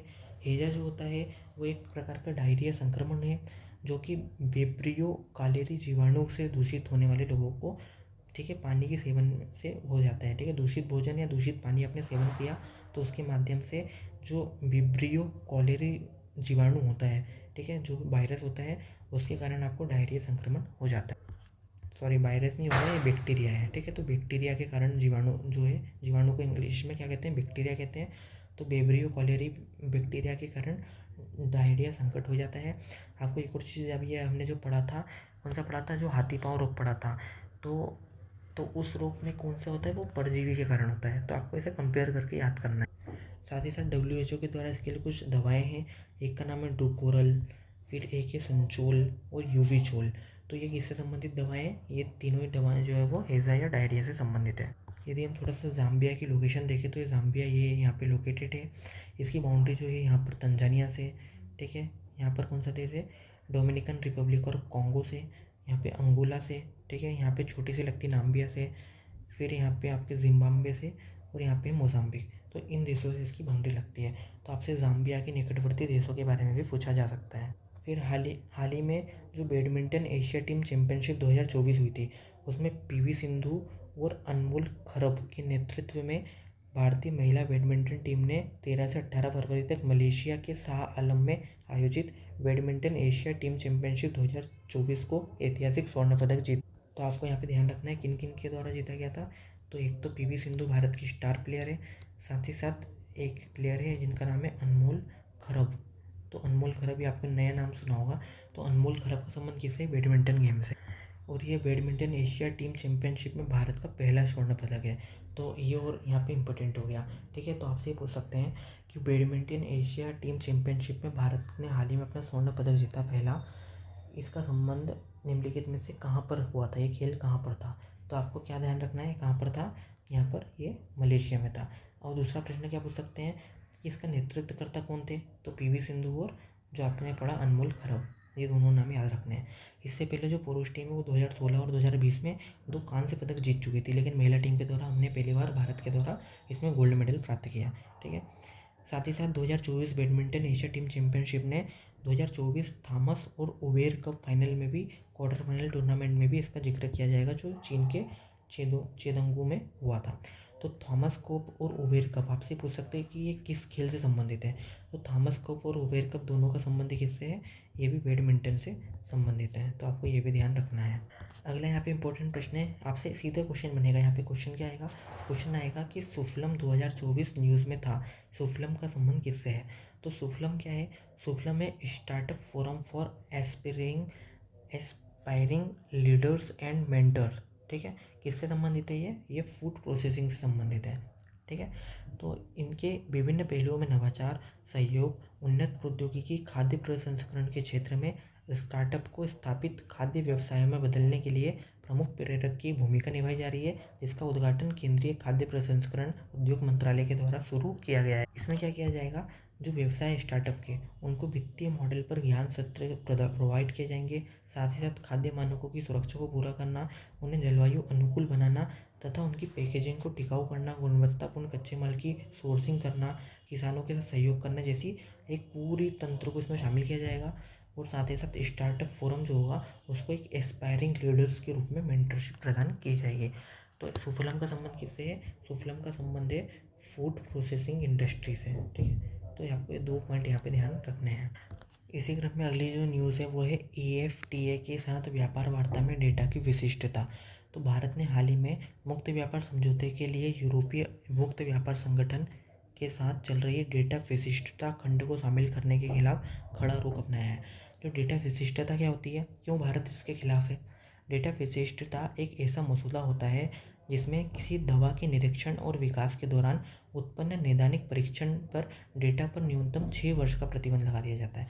जैसे आपने सुना होगा कि भारत जो है वो जेनेरिक दवाएं बनाता है। ठीक है, जैसे मतलब जेनेरिक दवा का मतलब होता है कि आप किसी प्रकार की नई खोज नहीं कर रहे हो, बल्कि आप क्या कर रहे हो, जैसे मार्केट में कोई दवा अवेलेबल है तो उसमें थोड़ा सा आपने मतलब संशोधन किया और उसको नई दवा के रूप में पेश कर दिया। तो भारत इस प्रकार की जेनेरिक दवा बनाता है, उसका सबसे बड़ा मार्केट है। और इसके कारण क्या होता है, जो बड़ी बड़ी जो महंगी दवाएं होती है जो मतलब बहुत महंगे डॉलरों में आती है, वो आपको बहुत सस्ती और सस्ते पैसों में मिल जाती है, जिसके कारण गरीब वर्गों को अच्छे से इलाज मिल जाता है। अब ये देश क्या बोल रहे हैं, ये देश बोल रहे हैं कि आपको जब भी इस प्रकार की जब दवा चाहिए हो ना, जब आप प्रकार का व्यापार करते हैं तो आपको डेटा विशिष्टता नियमों का पालन करना होगा। डेटा विशिष्टता नियम के तहत क्या करना होगा कि नैदानिक परीक्षण डेटा पर न्यूनतम 6 वर्ष का प्रतिबंध लगाना होगा। मतलब यदि आप जेनरिक दवा का संस्करण का उत्पादन करने के इच्छुक हैं तो निर्माता को या तो स्वयं वैसा डाटा तैयार कर ले खुद, लेकिन डाटा हम खुद तैयार नहीं कर सकते क्योंकि इसकी रिसर्च और वो सब चीज़ें बहुत महंगी पड़ जाती है। ठीक है, या फिर दूसरा क्या कर सकते हैं कि भारत में अपने संस्करण बेचने से पहले उपरोक्त निर्दिष्ट अवधि की प्रतीक्षा भी करें, या तो फिर 6 वर्ष का क्या करो, 6 वर्ष का वेट करो। तो दोनों ही चीज़ों में भारत दोनों के खिलाफ है और उसने इस पर कड़ा रुख व्यक्त किया है। यदि हम EFTA की बात करें, यूरोपीय मुक्त व्यापार संघ, तो इसकी स्थापना 1960 में की गई थी स्टॉकहोम कन्वेंशन के माध्यम से। और यदि बात करें तो यूरोपीय मुक्त व्यापार संगठन में कौन कौन से देश शामिल हैं, तो इसमें एक देश शामिल है आइसलैंड, दूसरा है लिक्सटेंटिन, तीसरा है नॉर्वे और चौथा है स्विट्ज़रलैंड। आपको अभी हमने पढ़ा था जो सेनेगन समझौता पढ़ा था, तो सेनेगन समझौते में 4 देश मेंबर हैं। ठीक है, तो ये आपको ध्यान रखना है कि यूरोपीय मुक्त व्यापार संघ में शामिल देश कौन कौन से हैं। तो पहला आइसलैंड, दूसरा है लिक्टेंस्टीन, तीसरा है नॉर्वे और चौथा है स्विट्ज़रलैंड। ये कब बना था, स्टॉकहोम कन्वेंशन 1960 के माध्यम से बना था, जिसका उद्देश्य 4 सदस्य देशों और विश्व भर में उनके व्यापारिक भागीदारों के लाभ के लिए मुक्त व्यापार और आर्थिक एकीकरण को बढ़ावा देना। यहाँ पर आप ये 4 देशों को लोकेट कर सकते हैं। जैसे ये देश हो गया आपका नॉर्वे, ये हो गया आइसलैंड, ये हो गया लिक्सटेंटिन और ये हो गया स्विट्ज़रलैंड। ठीक है, तो आपको 4 देश यहाँ पे मैप में भी देखने को मिल जाएंगे। अब यदि बात की जाए भारत से संबंधित, तो भारत जो है वो मुक्त व्यापार समझौते का पालन करते बहुत सारे देशों के साथ उन्हें समझौते को अपनाया भी है। ठीक है, परिचय की बात करें मुक्त व्यापार समझौते की, तो ये 2 या 2 से अधिक देशों के बीच आयात और निर्यात में बाधाओं को क्या करता है, कम करने वाला एक समझौता है। इस समझौते के तहत वस्तुओं और सेवाओं को अंतर्राष्ट्रीय सीमाओं के पार बहुत कम या बिना सरकारी टैरिफ के बिना बाधा के प्रतिबंध के क्रय विक्रय किया जाता है। इस अवधारणा को लाने वाला अर्थशास्त्री कौन था, डेविड रिकार्डो। इसके द्वारा on the principle of political economy and taxation में इसको काफ़ी ज़्यादा 1817 में लोकप्रिय बनाया था। ठीक है, अब आपको क्या ध्यान रखना है, आपको ना कुछ चीज़ें ध्यान रखना है। जैसे एक सबसे पहले जो होता है वो होता है PTA। ठीक है, प्रोफेन ये होता है प्रोफेंशियल फ्री ट्रेड एग्रीमेंट। इसमें क्या होता है, एक वस्तु की बनाते हैं क्या, एक बनाते हैं सॉरी यहाँ पे बनाते हैं पॉजिटिव लिस्ट। तो पॉजिटिव लिस्ट में क्या होता है, इन वस्तुओं पे क्या करेंगे, हम टैक्स को क्या कर देंगे, कम कर देंगे, जितना कम कर देंगे शून्य कर देंगे। मतलब इन चीज़ों के आयात निर्यात पे हम टैक्स का पालन नहीं करेंगे, तो उसकी एक पॉजिटिव लिस्ट बनती है। दूसरा होता है आपका, उससे बड़ा जो होता है वो होता है फ्री ट्रेड एग्रीमेंट। तो फ्री ट्रेड एग्रीमेंट क्या होता है इसमें एक नेगेटिव लिस्ट बनती है। नेगेटिव लिस्ट में क्या होता है कि इन वस्तुओं को छोड़कर, ठीक है, इन वस्तुओं को छोड़कर अन्य जो भी वस्तुएं होंगी उन सब पर हम फ्री ट्रेड एग्रीमेंट को लागू करेंगे, ठीक है। तीसरा जो बनता है वो बनता है, इसके बाद बनता है इकोनॉमिक, ठीक है, इकोनॉमिक कॉपरेशन एग्रीमेंट। तो इसमें क्या होता है, एक प्रकार का ऐसा बाज़ार होता है जिसमें आपकी जो फ्री ट्रेड एग्रीमेंट तो शामिल होता है, तो फ्री ट्रेड एग्रीमेंट इसके प्लस में आप शामिल करते हैं क्या कि आप जो श्रम होता है, ठीक है, और जो पूंजी होती है कैपिटल, उनका निर्बाध रूप से आवागमन को भी मंजूरी आप दे देते हैं। इसके बाद बनता है कॉमन मार्केट। तो कॉमन मार्केट में क्या होता है कि आप जो आपकी देश की नीति बनाते हैं, जो राजकोषीय नीतियाँ बनती है, उनमें भी क्या करते हैं, आप दूसरे देशों की नीतियों का पालन करने की कोशिश करते हैं। जो कॉमन मार्केट है इसका अभी तक कोई फिलहाल में बहुत बड़ा एग्जाम्पल नहीं है, लेकिन आप यूरोपियन यूनियन को इसका एग्जाम्पल मान सकते हैं। अगला जो टॉपिक है इंपॉर्टेंट है वो है विशेष प्रजातियों के संरक्षण हेतु तमिलनाडु की योजना। तो तमिलनाडु के द्वारा तमिलनाडु शोर नामक एक योजना बनाई गई है, जिसके द्वारा वह तटीय संसाधनों को पुनर्जीवित करने एवं लुप्तप्राय प्रजातियों की रक्षा करने हेतु 2024-25 के बजट में एक तमिलनाडु शोर करके एक योजना उसने चालू करी है, जिसका तमिलनाडु की भाषा में नाम क्या है, जिसको बोलते हैं नीथल मार्टची इयक्कम, ठीक है। इसका उद्देश्य क्या है, इसका उद्देश्य तटीय जैव विविधता और तटीय संरक्षण को बढ़ावा देने के साथ तटीय समुदाय की आजीविका में सुधार करना और तटीय क्षेत्रों में प्रदूषण को नियंत्रित करना। तो 4-5 कार्यक्रम है। पहला है तटीय जैव विविधता की रक्षा करना, उनका संरक्षण करना, समुदाय की आजीविका में वृद्धि करना और प्रदूषण को नियंत्रित करना। ये 4 प्रोग्राम इसमें शामिल हैं। तमिलनाडु की सरकार ने लुप्तप्राय प्रजातियों के संरक्षण हेतु 8 समुद्र तटों को ब्लू फ्लैग प्रमाणीकरण की खोज के उद्देश्य से लुप्त प्राय प्रजाति संरक्षण कोष पर भी प्रकाश डाला है। इसकी मुख्य विशेषता क्या है, मुख्य विशेषता है कि जैसे तमिलनाडु जो है वो कोस्टल एरिया है, या आप पढ़ते हैं कि ये कौन सा एरिया है, इसको कोरोमंडल तट बोलते हैं। तो जो कोरोमंडल तट है ठीक ठाक बड़ा है। इसमें क्या है, बहुत सारी प्रजातियों का संरक्षण देना और आजीविका के माध्यम से सुधार करना भी इसका मुख्य उद्देश्य है, ताकि तमिलनाडु की क्या कर सके, ब्लू इकोनॉमी को बढ़ावा दे सके। अब जो ब्लू इकोनॉमी होती है वो क्या होती है, यह अन्वेषण, आर्थिक विकास, बेहतर आजीविका परिवहन के लिए समुद्री संसाधनों के सतत उपयोग के साथ समुद्री और पारिस्थितिकी तंत्र को बढ़ावा देती है। साथ ही मैंग्रोव, प्रवाल भित्ति, लवणीय दलदल की मतलब बहाली पर भी ध्यान केंद्रित करती है। यदि आपने SDG लक्ष्य पढ़े तो उसका क्रमांक 14 क्या है, वो जल के नीचे जीवन को प्राप्त करने में मददगार होता है।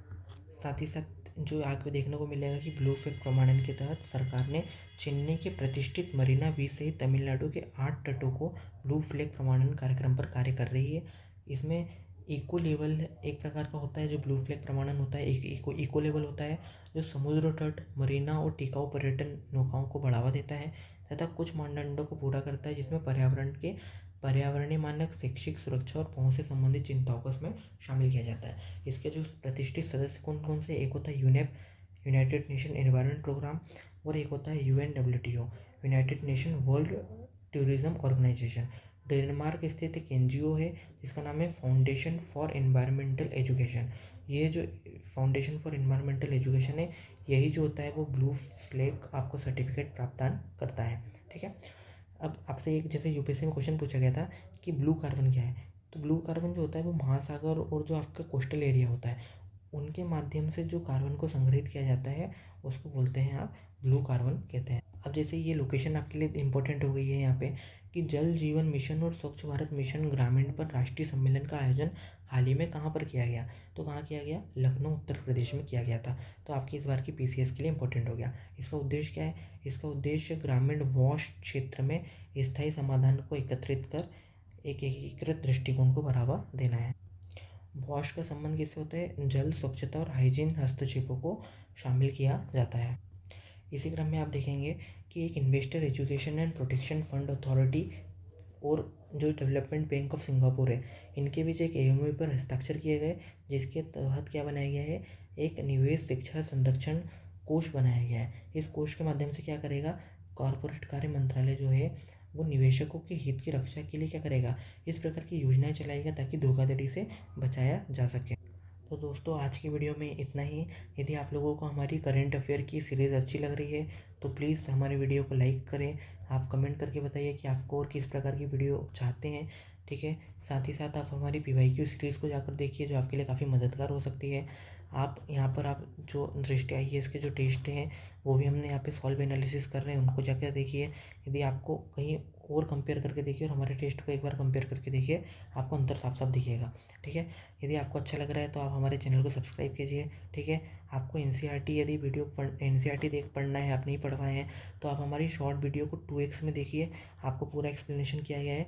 आपके धीरे धीरे करके पेपर तक सारी एनसीईआरटी भी कवर हो जाएगी। उसमें इंपॉर्टेंट टर्म्स होते हैं, वो आपके पेपर में पूछे जाते हैं, तो उस हिसाब से भी पढ़ाया गया है। ठीक है। तो आपकी कंप्लीट तैयारी हो जाएगी एग्ज़ाम तक। तो इस वीडियो में इतना ही, मिलते हैं अगले वीडियो में।